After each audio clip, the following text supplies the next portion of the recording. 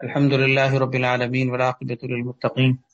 والصلاة والسلام على سيدنا محمد وعلى آله وأصحابه أجمعين أما بعد فأعوذ بالله من الشيطان الرجيم بسم الله الرحمن الرحيم يا أيها الذين آمنوا قوا أنفسكم وأهليكم نارا وقودها الناس والحجارة صدق الله العظيم۔ آج جس موضوع پہ انشاءاللہ بات کرنی ہے وہ بہت اہم موضوع، اس کا عنوان یہ ہے کہ ہمیں صرف اپنے ذاتی اعمال کی اصلاح پر اکتفا کرنا نجات کے لیے کافی نہیں، بلکہ اپنے گھر والوں کی فکر کرنا بھی ضروری ہے۔ انسان اپنی اصلاح کر لے، ایمان اور عمل صالح کی زندگی اپنا لے، اللہ کے احکامات کو پورا کر لے اور تمام شریعت کے احکام کے مطابق زندگی گزار لے، تب بھی اس کی نجات کے لیے یہ چیزیں کافی نہیں، جب تک کہ وہ اپنے گھر والوں کا، اپنے ماتحتوں کی اصلاح کا بھی خیال نہ رکھے۔ کیونکہ جب تک انسان اپنے گھر والوں کا، اپنے ماتحتوں کا خیال نہیں رکھے گا، ان کے دین کی فکر نہیں کرے گا، ان کی اصلاح کی فکر نہیں کرے گا، ان کی آخرت کے لیے فکر نہیں کرے گا، اس وقت تک اپنی ذاتی اصلاح اس کی نجات کے لیے کافی نہیں ہے۔ قرآن کریم میں اللہ تبارک و تعالیٰ نے 28ویں پارے کے اندر آخری سورت التحریم، اس میں ارشاد فرمایا ہے کہ یا ایھا الذین آمنوا قوا انفسکم واہلیکم نارا، کہ اے ایمان والوں تم لوگ اپنے آپ کو بھی اور اپنے گھر والوں کو بھی اس آگ سے بچاؤ جس کا ایندھن لوگ اور پتھر ہوں گے۔ یعنی اس کا ایندھن لکڑیاں نہیں ہوں گی، آگ کا ایندھن جیسے کہ لکڑیاں وغیرہ ہوتی ہیں، فرمایا کہ وہ آگ ایسی خطرناک ہوگی کہ اس کا ایندھن انسان ہوں گے اور لوگ ہوں گے، کہ لوگوں سے اور اس کا ایندھن جو ہے وہ لوگ ہوں گے اور پتھر ہوں گے، کہ لوگوں سے اور پتھر سے وہ آگ بھڑک رہی ہوگی۔ اس آگ سے تم خود اپنے آپ کو بھی بچاؤ اور اپنے گھر والوں کو بھی بچاؤ۔ اس آیت میں اللہ تبارک و تعالیٰ نے صرف اپنی اصلاح کے لیے اور اپنی درستگی کے لیے حکم نہیں دیا کہ اپنے آپ کو ہی صرف بچاؤ، بلکہ اپنے گھر والوں کی بھی فکر کرو۔ قرآن کریم کی ایک اور آیت ہے وَأْمُرْ أَهْلَكَ بِالصَّلَاةِ وَاصْطَبِرْ عَلَيْهَا، سورۃ الطٰہٰ کے اندر اللہ تبارک و تعالیٰ ارشاد فرماتے ہیں کہ اپنے گھر والوں کو بھی نماز کا حکم دو اور خود بھی اس پر جمے رہو۔ صرف خود نماز پڑھ لینا ہی کافی نہیں، بلکہ اپنے گھر والوں کو بھی نماز کا حکم دو اور خود بھی اس پر جمے رہو۔ اس سے معلوم ہوا کہ صرف اگر آپ نماز پڑھ لیتے ہیں اور آپ پانچوں نمازوں کا اہتمام کر لیتے ہیں، فجر کی نماز کے لیے آپ اپنے بستر کو چھوڑ کے نماز کی طرف چلے جاتے ہیں، تو یہ آپ کی نجات کے لیے صرف کافی نہیں ہے، جب تک کہ آپ اپنی اولاد، اپنے گھر بار، اپنے گھر والوں، اپنے اہل و عیال کی بھی نماز کی فکر نہ کریں۔ حضرت سیدنا عمر ابن خطاب رضی اللہ تعالیٰ عنہ کے بارے میں آتا ہے کہ وہ رات کے آخری حصے میں اپنے گھر والوں کو جگاتے تھے نماز کے لیے، اور ان کی زبان پر یہ آیت ہوتی تھی، یعنی یہ آیت پڑھتے ہوئے اپنے گھر والوں کو جگا رہے ہوتے تھے کہ وَأْمُرْ أَهْلَكَ بِالصَّلَاةِ وَاصْطَبِرْ عَلَيْهَا، کہ اپنے گھر والوں کو بھی نماز کا حکم دو اور خود بھی اس پر جمے رہو۔ حضرت اسماعیل علیہ السلام کا تذکرہ کرتے ہوئے اللہ تعالیٰ نے سورہ مریم 16ویں پارے میں ذکر فرمایا ہے کہ وَكَانَ يَأْمُرُ أَهْلَهُ بِالصَّلَاةِ، کہ وہ اپنے گھر والوں کو نماز کا حکم دیا کرتے تھے۔ یعنی یہ انبیاء کا طریقہ ہے، انبیاء اور رسولوں کا طریقہ ہے کہ اپنی اصلاح کے ساتھ ساتھ اپنے گھر والوں کی بھی اور اپنے اہل و عیال کی بھی فکر کرنا۔ بلکہ دیکھا جائے تو انسان خود اس وقت تک اپنی اصلاح بھی نہیں کر سکتا جب تک کہ اپنے گھر والوں کو بھی صحیح راستے پر نہ ڈالے، کیونکہ ظاہر ہے کہ جب تک گھر کا ماحول دین داری کا نہیں ہوگا، نماز کا نہیں ہوگا، تو اکیلے دین پر چلنا کوئی آسان کام ہے۔ سارے گھر والے سو رہے ہوں اور ایک شخص اٹھ کے نماز کی فکر کرے، سارے گھر والے اللہ تبارک و تعالیٰ کی کسی حکم کی خلاف ورزی کر رہے ہوں اور ایک شخص اس جگہ رہتے ہوئے اللہ کے حکام کو پورا کرنے کی کوشش کرے، یہ مشکل ہوتی ہے۔ جب گرد و پیش کے اندر ماحول اچھا ہوتا ہے، دینداری کا ہوتا ہے، اللہ کے احکامات کو پورا کرنے کا ماحول ہوتا ہے، تو انسان کے لیے اس ماحول میں رہتے ہوئے اللہ کے حکم کو پورا کرنا آسان ہوتا ہے۔ اسی لیے علماء نے لکھا ہے کہ اپنی اصلاح بھی اس وقت تک نہیں ہو سکتی جب تک کہ آپ اپنے گھر والوں کی اصلاح کی فکر نہ کریں۔ حدیث میں آتا ہے، نبی کریم صلی اللہ علیہ وسلم کا ارشاد ہے کلکم راع وکلکم مسئول عن رعیتہ، کہ تم سب کے سب نگہبان ہو۔ جیسے کہ کوئی چرواہا اپنی بکریوں کی دیکھ بھال کرتا ہے کہ کوئی بھیڑیا آ کے نہ کھا جائے، کہیں کوئی بکری گم نہ ہو جائے، کہیں کسی بکری کو کوئی نقصان نہ پہنچ جائے۔ تو جس طرح ایک چرواہا اپنے اس ریوڑ کی دیکھ بھال کرتا ہے، اس کی نگہبانی کرتا ہے، آپ صلی اللہ علیہ وسلم نے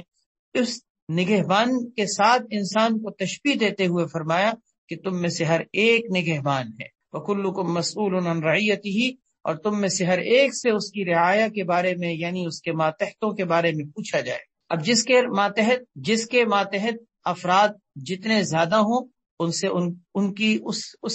اس کی ذمہ داری اس کے بقدر بڑھتی چلی جائے گی۔ مثلاً ایک حاکم ہے، حکمران ہے، اس کے لیے ملک کی ساری رعایا اس کے ماتحت۔ ایک خاندان کا سربراہ ہے، پورا خاندان کا ایک بڑا سمجھا جاتا ہے، خاندان کے تمام افراد اس کے ماتحت ہیں۔ ایک آدمی کی چھوٹی سی فیملی ہے، میاں بیوی ہیں، بچے ہیں، اس خاندان کے ایک فیملی کے سرپرست ہونے کی حیثیت سے اس کے بڑے کی یہ ذمہ داری بنتی ہے کہ اپنے بیوی بچوں کی، اپنے ماتحتوں کی دین کی فکر کرے، کسی قسم کی غلط روش پر چلنے کی کوئی بات ان کے اندر دیکھے تو ان کی اصلاح کرے۔ نبی کریم صلی اللہ علیہ وسلم نے ارشاد فرمایا، مروا اولادکم بالصلاۃ واصطبر علی، مروا اولادکم بالصلاۃ وهم ابناء 7 سنین۔ آپ صلی اللہ علیہ وسلم کا ارشاد ہے کہ اپنی اولاد کو جب وہ 7 سال کے ہو جائیں تو نماز کا حکم دو۔ جب وہ 7 سال کے ہو جائیں تو نماز کا حکم دو۔ یہ نہیں کہا کہ نماز کے لیے ان کو ترغیب دو، ان کو سمجھاؤ، نہیں، بلکہ فرمایا کہ 7 سال کی عمر پر جب بچہ پہنچ جائے تو باقاعدہ اس کو حکم دو۔ حکم کا ترجمہ ہم کر سکتے ہیں آرڈر، یعنی باقاعدہ جس طرح ایک حکم کی حیثیت ہوتی ہے، اس حیثیت میں رہتے ہوئے آپ کو اپنے بچے کو حکم دینا ہے۔ جب وہ 7 سال کا ہو جائے تو نماز کا اس کو کہنا ہے۔ گویا نماز کے لیے ترغیب، فضائل سنانا، اس کی طرف رغبت دلانا، شوق دلانا، یہ سب 7 سال کی عمر سے پہلے کا کام۔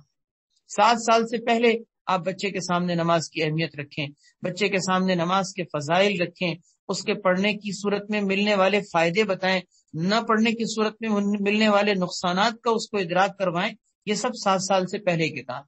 7 سال کے بعد باقاعدہ ایک آرڈر کی حیثیت سے آپ نے اپنے بچے کو نماز کا حکم دینا ہے۔ اور 10 سال کی عمر میں، جب بچہ 10 سال کی عمر پہ پہنچ جائے تو نبی کریم صلی اللہ علیہ وسلم نے فرمایا کہ اب اس کے نماز نہ پڑھنے پر اس کو مارو۔ حقیقت ہے کہ آپ اس حدیث پہ غور کریں تو آپ کو حیرت ہوگی کہ 7 سال کی عمر میں نماز کا حکم دینے کا آپ صلی اللہ علیہ وسلم نے ارشاد فرمایا، 10 سال کی عمر میں نماز نہ پڑھنے پر مارنے کا آپ نے حکم دیا ہے، لیکن آپ اگر غور کریں تو 7 سال کی عمر اور 10 سال کی عمر یہ دونوں بلوغ کی عمر نہیں ہے۔ بچے کے اوپر نماز کی فرضیت کی عمر نہیں ہے، فرضیت کی عمر بلوغ کے بعد۔ گویا بچے کے اوپر نماز فرض ہوتی ہے بالغ ہونے کے بعد، لیکن بالغ ہونے سے پہلے ہی 7 سال کی عمر میں اور 10 سال کی عمر میں آپ صلی اللہ علیہ وسلم نے نماز کا حکم دینے کا اور اس کے نہ پڑھنے پر مارنے کا حکم دیا۔ اس کی وجہ کیا؟ آپ غور کریں تو اس پہ علماء نے لکھا ہے کہ اس کی وجہ یہ ہے کہ بلوغ سے پہلے جب بچے کی تربیت ہوگی، جب بالغ ہونے سے پہلے ہی بچے کے سامنے نماز کا ایک نظام اور سسٹم رکھا جائے گا کہ کس طرح ایک انسان کو دن میں 5 مرتبہ نماز پڑھنی ہوتی ہے۔ جب اس کے سامنے ایک زندگی کے اندر نماز کا بھی کوئی کام اس کی زندگی کے اندر داخل ہوگا تو بالغ ہونے کے بعد وہ اس کو اپنا کام سمجھے گا،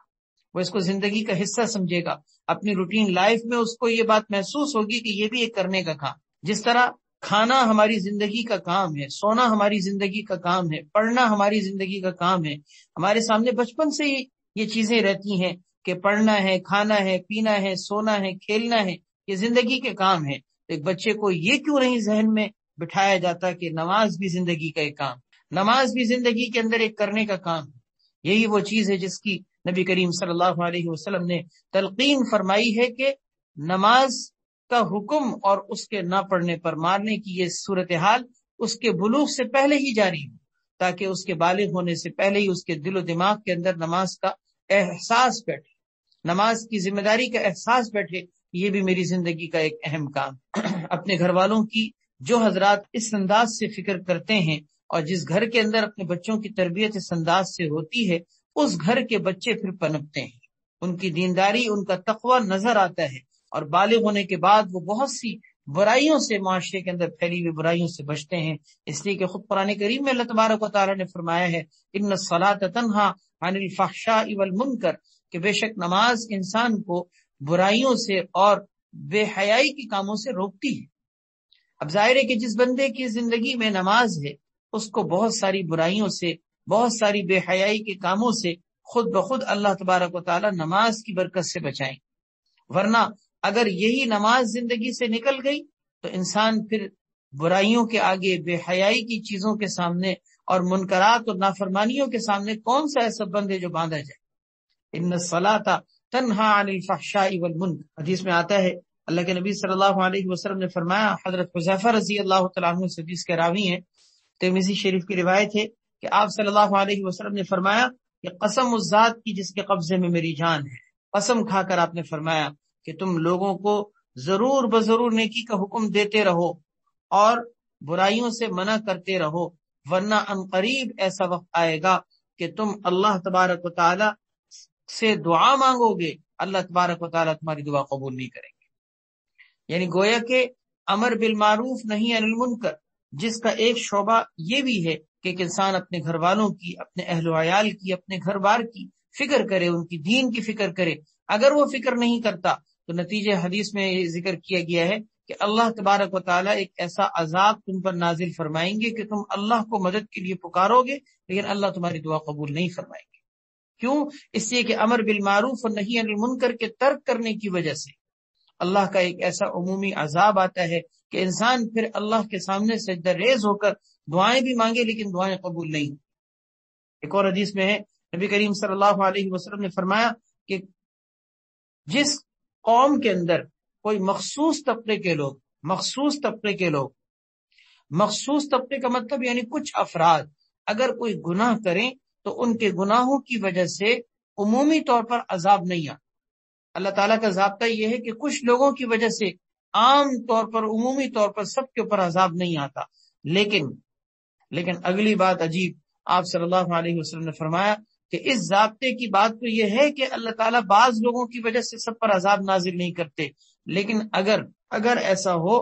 کہ لوگ دوسروں کو جو برائیوں میں پڑے ہوئے ہیں اگر ان کو گناہوں سے روکنے کو چھوڑ دیں اور منع کرنا چھوڑ دیں، ان کو سمجھانا چھوڑ دیں اور برائی کے آگے ان کو سمجھانا، تنبیہ کرنے کا سلسلہ ختم کر دیں تو اللہ تبارک و تعالیٰ ان بعض لوگوں کی وجہ سے سب پر عذاب نازل کر دے۔ وجہ اس کی یہ ہے کہ قصور ٹھیک ہے، ان لوگوں کا یہ نہیں تھا کہ وہ لوگ تو برائی میں نہیں پڑے ہوئے تھے، لیکن برائی کرنے والوں کے ہاتھ کو انہوں نے نہیں پکڑا، اس برائی کرنے والوں کے ہاتھ کو نہ پکڑنے کی وجہ سے وہ مجرم، اور اسی وجہ سے عذاب جس طرح اس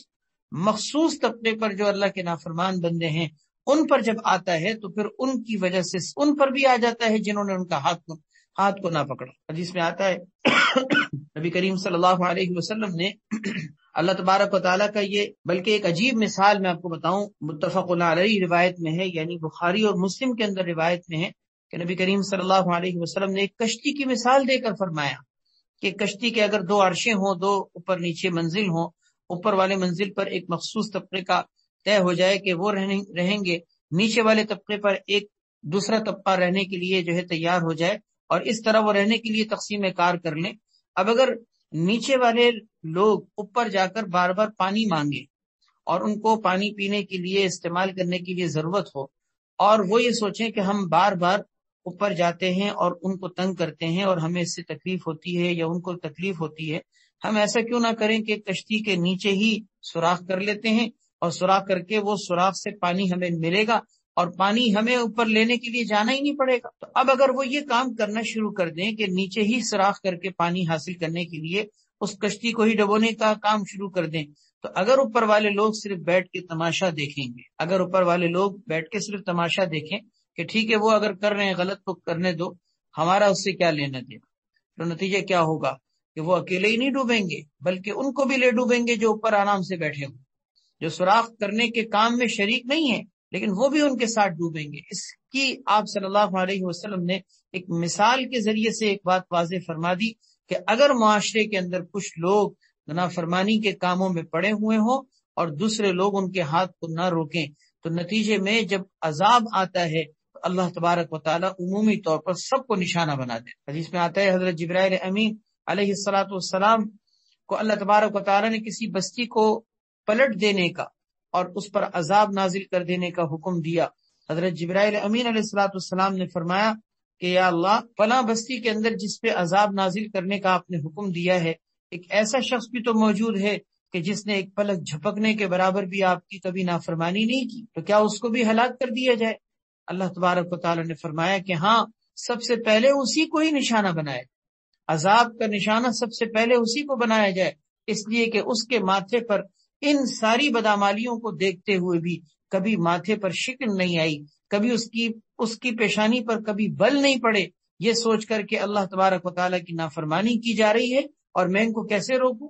کبھی اس کی پیشانی پر بل نہیں پڑے۔ نتیجہ یہ کہ جب عذاب آیا تو عذاب کا نشانہ صرف بستی والے نہیں بلکہ ان بستی والوں سے بھی پہلے وہ شخص نشانہ بنا۔ یہ بڑی اہم بات ہے۔ آج ہم جس معاشرے میں جی رہے ہیں، ہم یہ سمجھتے ہیں کہ ہماری ذمہ داری نہیں ہے، ہماری ذمہ داری ہماری اپنی ذات کی حد تک ہے، ہم دوسرے کو نہیں سمجھا سکتے۔ یاد رکھیں، آپ ٹھیک ہے، سب کی ہدایت، آپ سب کو راہ پر لانے کے اور سب کو آپ درست راستے پر لانے کے ٹھیک ہے پابند نہیں ہے، اس اعتبار سے کہ آپ کے بس میں نہیں ہے، لیکن آپ کا دائرہ کار جو آپ کے اپنے گھر کی حد تک محدود، آپ اپنے بیوی بچوں، اپنے ماتحتوں کا کم سے کم اس حد تک تو اس دائرے کے اندر رہتے ہوئے تو دین کو نافذ کر سکتے ہیں۔ جس دائرے پر آپ کو اللہ رب العزت نے اختیار دیا ہے، اس اختیار کو استعمال نہ کرنا یہ بھی ایک جرم کا ذریعہ ہے۔ اس لیے ہم سب کو اس حوالے سے بھی اپنی زندگیوں کا جائزہ لینا چاہیے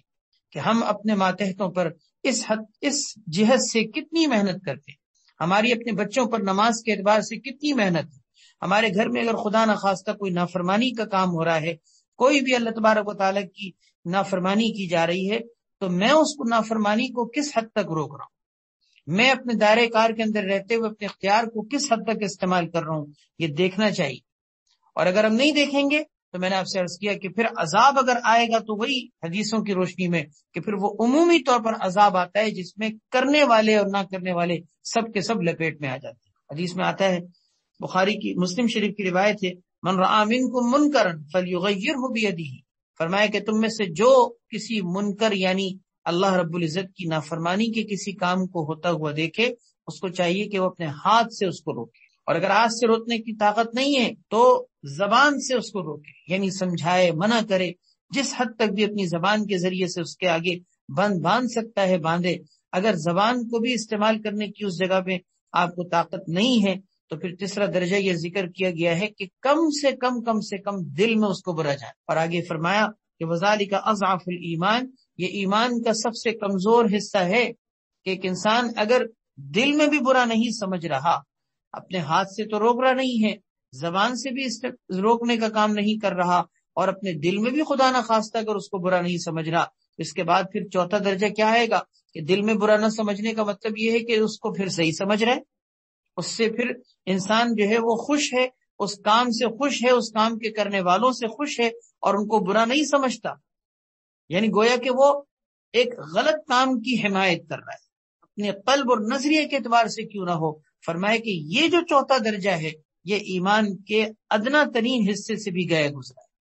گویا کہ اس کا ایمان سے کوئی تعلق نہیں ہے۔ ایمان کا تعلق ان تین چیزوں سے ہے کہ ایک انسان اپنے ہاتھ سے روکے، اپنی زبان سے روکے، یا کم سے کم اپنے دل میں برا جائے۔ اس لیے ہم سب من حیث الامت، حضور اکرم صلی اللہ علیہ وسلم کی امت ہونے کی حیثیت سے اس بات کے پابند ہیں کہ جہاں تک ہمارا دائرہ کار، جہاں تک ہمارا اثر و رسوخ ہے، جہاں تک ہمارا زور چلتا ہے، ہم وہاں تک اپنے اثر و رسوخ کو، اپنے حق کو استعمال کرتے ہوئے اللہ کے دین کو نافذ کرنے کی کوشش کریں۔ اس میں صرف اتنا بھی نہیں کہا گیا کہ آپ ان کو سمجھائیں، اپنے ماتحتوں کے اعتبار سے انسان ٹھیک ہے سمجھانے کا بھی کام کرتا ہے، سختی کا بھی کام کرتا ہے، کچھ آگے بڑھ کر حکمت اور بصیرت کے ساتھ ان کو دین پر لانے کی کوشش کرتا ہے، لیکن صرف اس حد تک ہماری محنت کافی نہیں ہے کہ ہم یہ کہیں کہ ہم نے تو بہت سمجھا لیا اور اب اگر وہ کوئی نہیں مانتا تو اب ہم کیا کریں۔ ہمارے استاد محترم حضرت مفتی محمد تقی عثمانی صاحب دامت برکاتہم العالیہ، اللہ ان کی زندگی میں برکت عطا فرمائے، ایک دفعہ اسی ٹاپک پر بات کرتے ہوئے بڑی پیاری بات حضرت نے فرمائی۔ حضرت نے فرمایا کہ دیکھو، اگر تم قرآن کریم کی آیت پہ غور کرو، وہ جو 28ویں پارے کی سورۃ التحریم کی آیت ہے کہ اے ایمان والو، اپنے آپ کو بھی اور اپنے گھر والوں کو بھی اس آگ سے بچاؤ جس آگ کا ایندھن لوگ اور پتھر ہوں گے، تو اگر تم اس آیت پر غور کرو تو تمہیں نظر آئے گا کہ اللہ تبارک و تعالیٰ نے یہ جو کہا نا کہ آگ سے بچاؤ، اس سے معلوم یہ ہوتا ہے کہ تم آگ سے جس طرح اپنے بچوں کو بچاتے ہو، دنیاوی آگ سے جس طرح بچانے کی کوشش کرتے ہو، دنیاوی نقصانات سے جس طرح بچانے کی کوشش کرتے ہو، اسی طریقے سے تم آخرت کی آگ سے بھی ان کو بچاؤ۔ اب آپ ذرا سوچیں، اگر کسی کا بچہ مثال کے طور پر اگر آگ کی جانب بڑھ رہا ہو، کوئی بجلی کا تار ہے جس میں آپ کو پتا ہے کہ ہاتھ لگانے سے شارٹ لگ جائے گا، اور بچہ اس تار کی طرف بڑھ رہا ہو، تو کیا آپ بیٹھ کر صرف سمجھائیں گے؟ کیا آپ بچے کو بیٹھ کر صرف اس وقت نصیحت کریں گے کہ بیٹا یہ کام نہ کرو؟ اور اگر وہ نہ مانے تو کیا آپ بیٹھ کے صرف تماشا دیکھیں گے کہ ٹھیک ہے اگر نہیں سمجھتا تو جائے، جیسا بھی کرے، میرا کیا ہے؟ کیا ہم اس موقع پر یہ کام کرنے پر اتفاق کریں گے؟ ظاہر ہے کہ ہم دنیاوی نقصانات کے کاموں میں بھی اپنے بچوں کو صرف سمجھانے پر اکتفا نہیں کرتے، بلکہ ہم دیکھتے ہیں کہ اگر بچہ کوئی غلط قدم اٹھا رہا ہے، کسی گھڑے میں کودنے کی کوشش کر رہا ہے، کسی نقصان کے کنویں میں چھلانگ لگانے کی کوشش کر رہا ہے، تو ہم اس کا ہاتھ پکڑتے ہیں۔ ہم اس کو صرف سمجھاتے نہیں ہیں، ہم اس کا ہاتھ پکڑتے ہیں، حتیٰ کہ پھر اپنے نہ ماننے کی صورت میں اپنے رشتے کا واسطہ دیتے ہیں، اور ہم اس سے ناراضگی کا بھی معاملہ کرتے ہیں کہ دیکھو یہ قدم تم اٹھا رہے ہو تمہیں نقصان ہوگا۔ نہیں ماننے کی صورت میں ہم اس سے ناراضگی کا بھی اظہار کر رہے ہو، کیونکہ ہمیں پتا ہے کہ یہ بچہ ناسمجھ ہے۔ اگر ہم نہیں مانیں گے، اگر یہ نہیں مانے گا، تو نتیجہ اس کا بڑا نقصان ہو جائے۔ بالکل اسی طرح آپ سمجھ لیجئے کہ دنیاوی نقصانات سے بڑا نقصان دوزخ کی طرف بڑھنا ہے، دنیاوی نقصانات سے بڑا نقصان جہنم کی آگ کی طرف قدموں کا اٹھانا ہے۔ ہمارے بچے ہمارے سامنے جہنم کی طرف جا رہے ہوتے ہیں، اور ہم بیٹھ کے صرف تماشا دیکھ رہے ہوتے ہیں، اور کوئی بتائے سمجھائے تو ہم کہتے ہیں کہ جی ہم نے تو بہت سمجھایا، لیکن نہ مانے تو ہم کیا کریں؟ نہیں، آپ نے اس کو سمجھانے کے تمام طریقے اپنائے، جس میں پیار محبت کا بھی انداز آتا ہے، جس میں سختی اور ڈانٹ کا بھی انداز آتا ہے، جس میں ناراضگی کا اور اظہار خفگی کا بھی انداز آتا ہے، کہ آپ کسی بھی طریقے سے اس کو راہ راست پر لانے کی کوشش کریں۔ کوئی باپ، کوئی ماں اپنے بچے کو کسی غلط قدم سمت پہ چلتے ہوئے کیسے دیکھ سکتی ہے؟ تو جہنم سے زیادہ غلط راستہ اور کون سا ہو سکتا ہے؟ جہنم سے زیادہ نقصان کی جگہ اور کون سی ہو سکتی ہے؟ اس لیے اس تمام بات کی روشنی میں جو ہمارے کرنے کا کام وہ یہ ہے کہ ہم اپنی اصلاح کے ساتھ ساتھ اپنے گھر والوں کی بھی اصلاح کی فکر کریں، اپنے بچوں کی بھی اصلاح کی فکر کریں، اپنے ماتحتوں کی بھی اصلاح کی فکر کریں۔ جہاں تک ہمارا اثر و رسوخ ہے، اللہ نے اگر ہمیں خاندان میں کوئی حیثیت دی ہے، کوئی مقام دیا ہے، ہماری بات چلتی ہے، ہماری بات کا لوگوں پر اثر ہوتا ہے، تو ہم اس اپنے عہدے کا یا اپنے منصب کا، اپنی حیثیت کا استعمال کریں، دین کے اعتبار سے استعمال کریں، کہ ان کے اخلاق کی، ان کے احوال کی، ان کے اعمال کی جہاں تک ہم سے اصلاح کا معاملہ ہو سکے، ہم اپنی دائرہ کار کے اندر اپنے اختیار کو بروئے کار لاتے ہوئے اپنے اس کام کو کریں۔ اس کے نتیجے میں انشاءاللہ اگر پھر بھی ہمیں کامیابی نہ ہوئی تو کم سے کم عند اللہ کے حضور ہم بری الذمہ ہو جائیں کہ ہم نے اپنے حصے کا کام پورا کیا۔ لیکن ہم یہ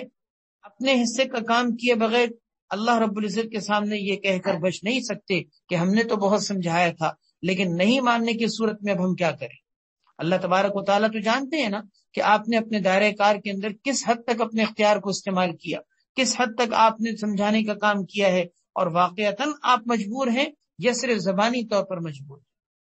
اللہ پاک ہم سب کو سمجھنے کی توفیق عطا فرمائے۔ اللہ تعالی ہم سب کو اپنی ان ذمہ داریوں کا احساس نصیب فرمائے، اور ہماری بھی اور ہمارے گھر والوں کی بھی اللہ تبارک و تعالی اصلاح فرمائے۔ اس کے لیے ایک میں چھوٹی سی بہت پیاری قرآن کریم کی دعا بھی آپ کو تلقین کر رہا ہوں، آپ اس دعا کو یاد کیجئے۔ امید ہے کہ آپ کو یاد ہوگی، نہ یاد ہونے کی صورت میں آپ پہلی فرصت میں اس کو یاد کریں، اور یاد کرنے کے بعد اس کو اپنی روزانہ کی دعاؤں میں اس کو پڑھا کریں۔ بڑی پیاری دعا ہے، سورۃ الفرقان 19ویں پارے کی سورۃ الفرقان ہے، اس کی آخری ایک دو آیتوں میں آپ دیکھیں کہ آپ کو دعا ملے گی، ربنا ہب لنا من ازواجنا وذریاتنا قرۃ اعین واجعلنا للمتقین اماما۔ اتنی پیاری دعا اللہ تبارک و تعالی نے ہمیں سکھائی ہے۔ اس کا ترجمہ یہ ہے کہ ربنا ہب لنا من ازواجنا وذریاتنا قرۃ اعین، اے ہمارے پروردگار، ہمارے لیے ہماری بیویوں کو اور ہماری ذریت یعنی اولاد کو ہمارے لیے آنکھوں کی ٹھنڈک بنا دے، اور ہمیں متقی بندوں کا امام بنا دے۔ متقی بندوں کا یعنی ہمارے گھر کے سارے افراد متقی بن جائیں، پرہیزگار بن جائیں، گناہوں سے بچنے والے بن جائیں، اور ہمیں جو تو نے امام بنایا ہے وہ صرف امام اپنے گھر والوں کا صرف امام نہیں، بلکہ متقی بندوں کا امام بنا دے۔ امام سے مراد نماز پڑھانے والا نہیں، امام مقتدی پیشوا کو، رہنما کو کہتے ہیں۔ امام ایک خاندان کا یا ایک فیملی کا جو بڑا ہوتا ہے وہ اپنے خاندان کے لیے ایک امام اور ایک سرپرست کی حیثیت رکھتا ہے۔ تو اگر اس کے ماتحت افراد متقی ہوں گے تو وہ امام ہوگا متقی کا۔ اس اعتبار سے اس دعا میں یہ کلمات ہمیں سکھائے گئے ہیں کہ ربنا ہب لنا من ازواجنا وذریاتنا قرۃ اعین واجعلنا للمتقین اماما۔ اللہ تعالی ہم سب کے حق میں یہ دعا قبول فرمائے اور ہم سب کو اپنی ذمہ داریوں کا احساس بھی نصیب فرمائے، ان ذمہ داریوں کو پورا کرنے کی بھی توفیق عطا فرمائے۔ اور اللہ تبارک و تعالی جس طریقے سے اللہ تبارک و تعالی نے ہمیں مسلمان بنایا ہے، اسلام اور ایمان کی توفیق دی ہے، اللہ ہم سب کو بھی، ہمارے گھر والوں کو بھی، ہمارے بچوں کو بھی اسلام اور ایمان کے جتنے بھی اعمال اور تقاضے ہیں ان کو بھی پورا کرنے کی توفیق عطا فرما دے۔ وآخر دعوانا ان الحمد للہ رب العالمین۔